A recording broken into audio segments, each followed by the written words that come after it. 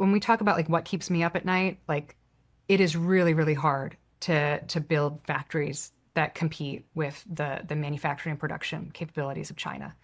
And it, again, this started 10, 15 years ago with Apple, but there's many good examples of, companies that were invested in by American venture capital firms in China, that, are way ahead in terms of production.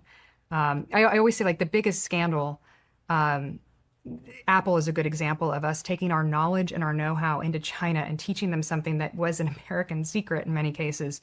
But the biggest scandal of Silicon Valley is that Silicon Valley did that too. In 2008, 2009, venture capital firms that, are very large and very successful went into China and they taught them how to do early stage investing. Like the simple overview I gave of how venture capital works, they went in there and they trained people and they trained them as though they were, training their own associates in Silicon Valley. And they told them how you build these companies. And so, I always say that, the sort of venture capital ecosystem, it is American dynamism. It is the thing that allows America to be dominant in the global economy. It's the thing, it's how we build tech companies.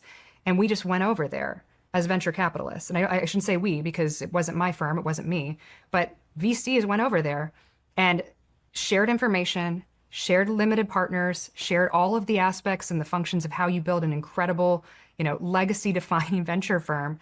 And over 20 years, Silicon Valley or China has a true ecosystem of tech companies now, and they all work with the CCP, right? Like they figured out, how to build in the kind of confines of how China expects them to build.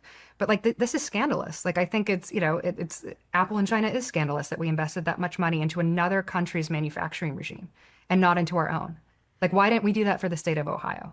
Why didn't we do that in the state of Florida? Like, what was it about America that Apple didn't want to invest in our own manufacturing capabilities 15 years ago so that they can make 500,000 iPhones in a day? And so that I think is the thing that's going to be hard to overcome.